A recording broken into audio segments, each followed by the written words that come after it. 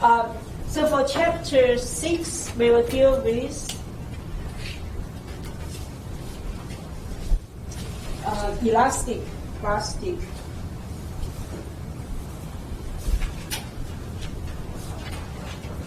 fracture.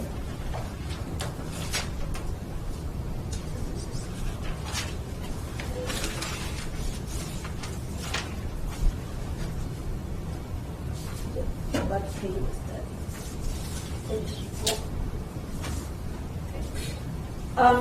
So in this case, we still deal with the energy method. So we don't go into the detail of how does the what's the plastic zone look like and all that stuff.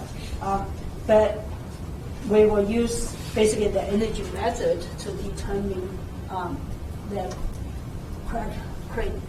propagation criteria and all that. So we have talked about in class a few times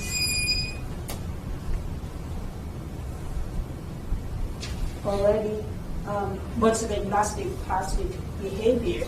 So basically is if you look at your stress and the strain curve, you have a loading period, elastic loading period, and then you go through the yielding and the plastic deformation. So if you go beyond that, so this is your sigma y, and then if you go beyond that, when you're unloading,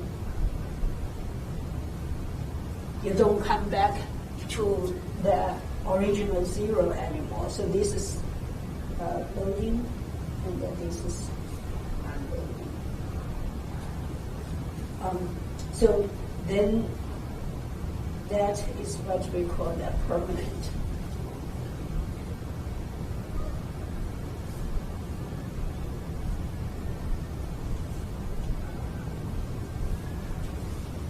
Okay.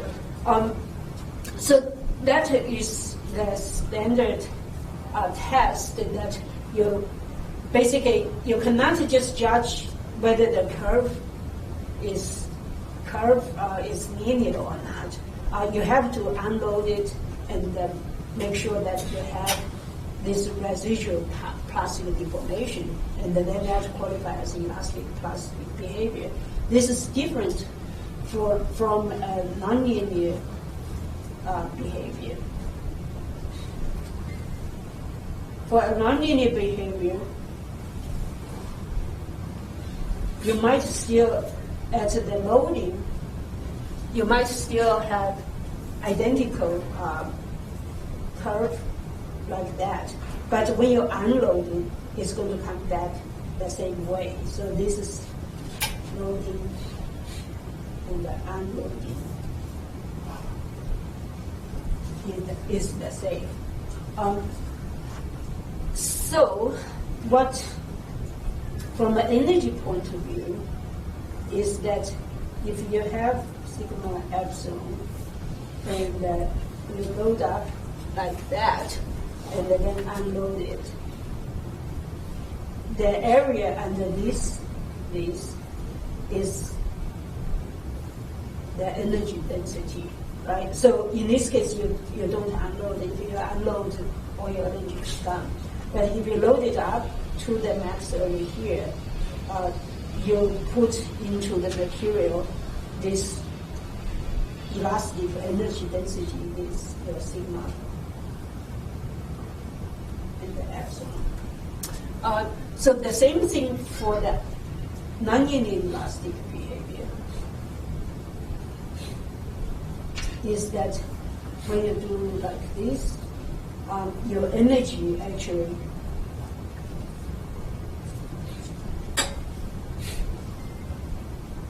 that underneath this area is going to be your elastic energy. But the difference, of course, is the elastic energy over here, your calculation is a little bit different on that. So you may have to do integration of that. So basically, numerically, you divide this up and you calculate the area underneath that. So So from an energy point of view, if we look at this graph, underneath it is U of E, and the block actually is the total work done by the external load. So what we will call this is what they call the complementary energy. So in this case, the work done by is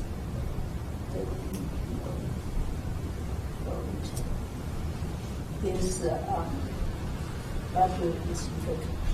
Delta in this case is sigma epsilon, integration of sigma epsilon. The strain energy or elastic strain energy is U of E is equal. And so the U with a star is what we call the complementary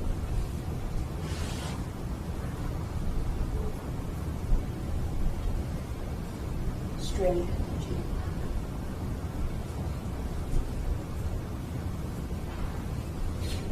And that basically is the work density minus the elastic energy. And so if you go back to what we had before, we had potential energy.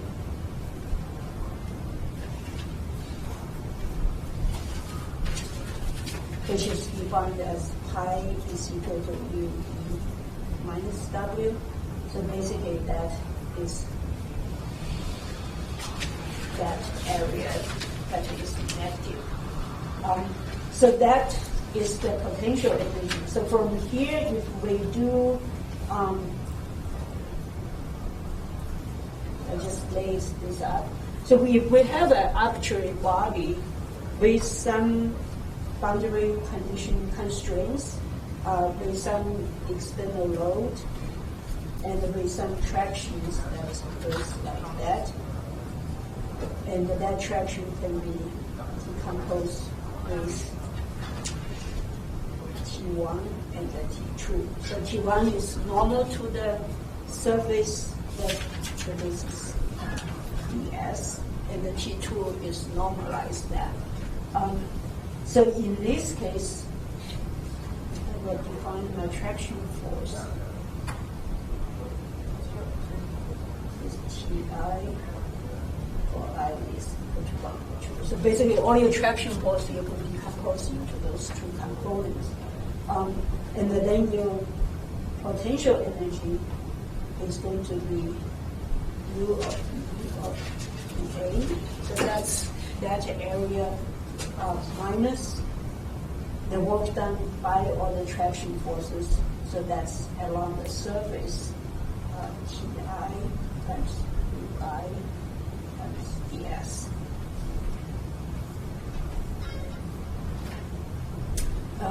So that is my potential energy, and of course my UE is sigma ij epsilon ij. So from that, I have defined a J integral is equal to d pi over dA.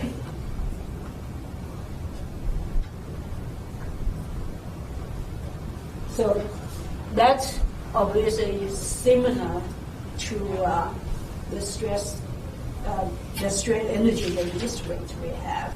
The J integral essentially is the same as the strain energy release rate, so that it's just how you calculate is a little bit different, and you will see that in some cases J integral is relatively easier.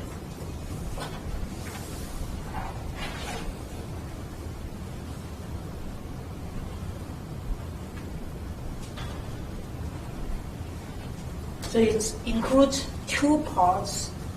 The first part is the strain energy, and then the second part is the work done by the external load. If you go one step from that, you have the J integral is an integration over the surface W dy minus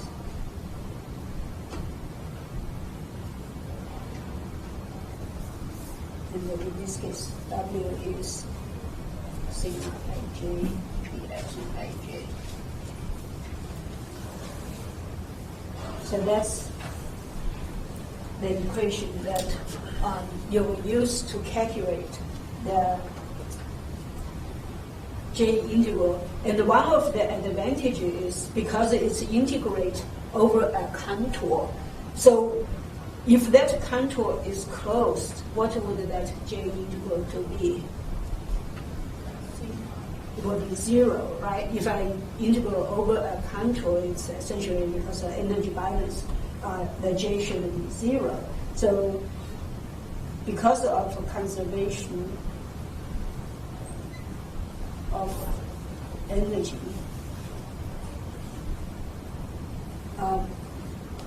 the integration of that term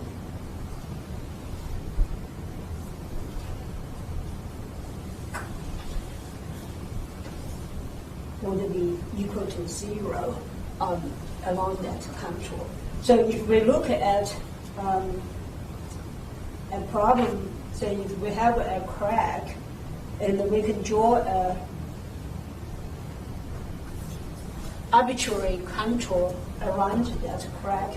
So including the crack, now the whole contour is fixed, or it's closed. So say assume I have X and Y over here. So I have, let me just label them A, B, C, and D. So if I go clockwise, so I go from A to B, and then from B to C, and then from C to D, and then from D to A. So I get a closed contour. Or I could add another one, say start at D, or anywhere on that, I can go another one, so this is A and the D. Now instead of go back like that, I can go to, use a different color. So I can go from C to D, so the D does not have to be the crack tip. And that, of course, is of advantage. Why do I say that? Because of the singularity? Right, because we know that near the crack tip, the stress components will be very large, and if you use finite element, that stress calculation at the crack tip probably is not accurate. But if I move away from the crack tip, then probably my stress components calculated by finite element or by measurement will be more accurate. So now I don't have to go to the crack tip. I can actually stop short of crack tip and then go around this way and come back at A. Again, is away from the crack tip and go like that. So that again is also a close contour. So that means that my integration, so my J of, I call this whole thing called gamma. So my J gamma would be equal to J A B C D A. So I close that, and I can break that down to J of AB plus J of BC plus J of CE and plus J of DA. So I basically just break down this closed contour into 4 sections. That, of course, according to the conservation of energy, should be equal to 0. So now let's look at AB. So along AB,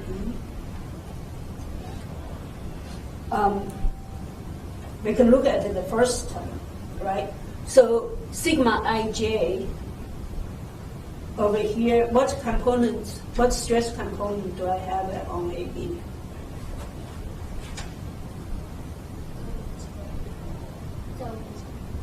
What's that? Shear stresses. Tau xy. So we have a 2D problem. Tau xy will be equal to what? 0, right? Because it's attraction free, so my sigma yy should be equal to 0, right? But my sigma xx, I don't know that, okay? But I actually don't need to know any of this because I'm integrate over dy, right? So if I have my, assume the crack surface is lying on the x-axis, then my dy will be equal to 0 because I don't have a change in the y direction. So that means this guy goes to 0. Okay. Ti is the attraction forces. So in this case, so if you in this case, my T1 is the traction force along x direction. What would that be?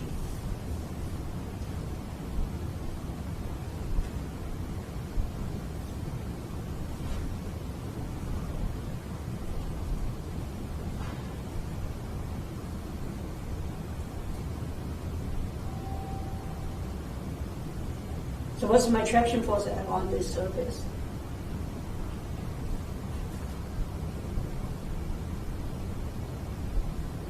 Anyone understand what traction forces mean? Okay, what's the definition of traction forces? Is it like the surface? That's a surface, friction? right? So if I have a surface like that, let's look at this surface. That traction forces will be my normal force, normal stress, my tau n along that. So my traction forces, my Tn will be sigma n times Ts, and then my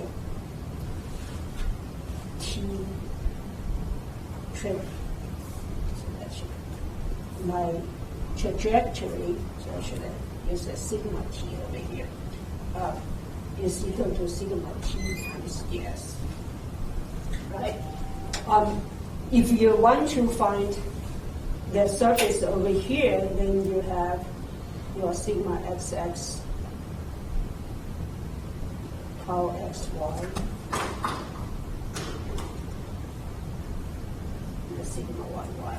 So basically, you can, if you know your stress component, you can calculate what the traction forces would be. So that's the stress transformation. That's the simplest way.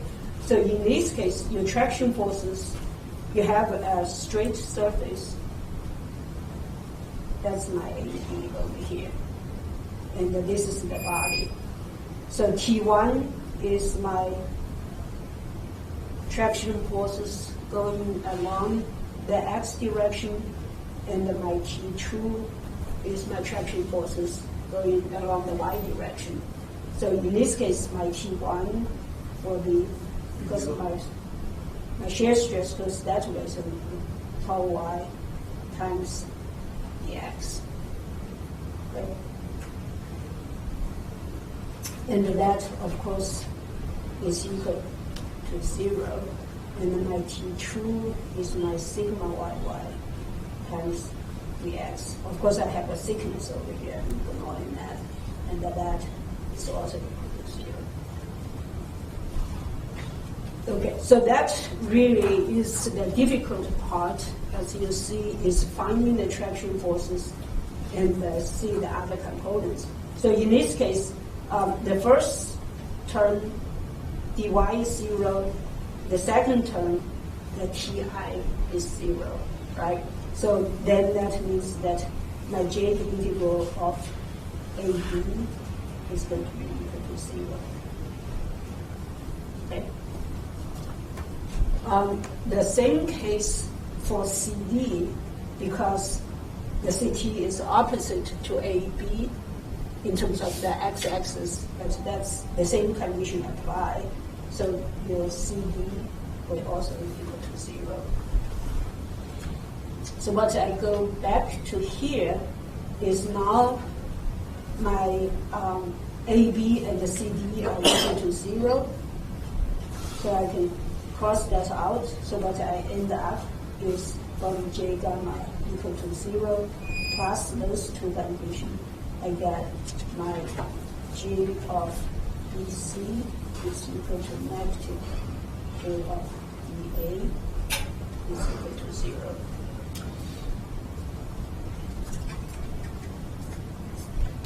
And I could do one step further, is because when I integrate over a surface, if I reverse the integration direction, what does change to that integration? The sign changes, right? So that I get is BC is equal to, instead of having a minus sign, I can take the direction change. So I have AD equal to 0. Okay, what does that mean is that when I do my J integral, actually I don't particularly care where I start, where I end. In this case, I arbitrarily choose point B and point C, and the point A and D is also arbitrarily choosing. So any point from the surface of the upper surface of the crack going clockwise to the bottom surface of the crack have the same J integral, right? So I can essentially go from any point I could, go from here to there, and then that would be equal to the same, if I do the integral, to be the same as integration over AD or integration over BC. So that's what we call the path independent.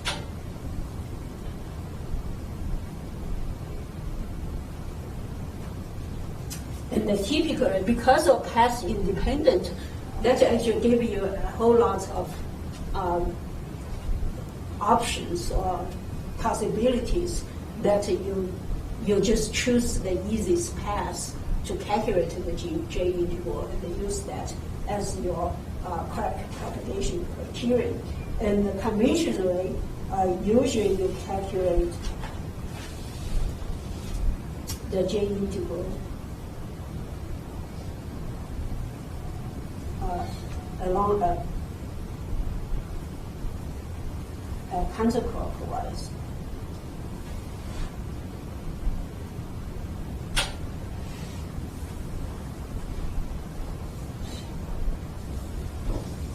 So that's really I should have done here is that JDA is equal to JBC, and the minus JBC and the turn everything around, that is equal to 0, so it doesn't matter. But that's a kind of like a convention is to calculate the J integral along the counterclockwise directions. Okay, so let's go over an example on how to calculate J integral. Yes? Is the J integral path independent every time, or is it because of the symmetry? No, it's universal. So that means any problem we have, we take an integral over the surface and it's with Right. You will start with the crack surface, the top one crack surface, and end up in the other crack surface. Right. I mean, keep in mind that the coordinate system you choose is arbitrary, right? So if I have a structure like this, and I have a crack go like that, most time you can choose your coordinate system based on whatever is the convenient way to find the stress and the component, right? So you could, once you find it, you could rotate this and transform, use the coordinate transform, and then you have, if you're comfortable, your x have to be parallel or horizontal. But in this case, it doesn't matter, even if your x is this way, as long as you can calculate your J integral that in that rule. Of course, in this case, depends on how you look at it. So you just find the easiest path for that, and then you're done. The A and D point should be at the same point of the crack, right? It cannot be. No, it doesn't have to. It could be, so if I have like this, I could have A over here and then D over here. So you just have to start on one surface and end up on the other surface. That's helpful. Yeah.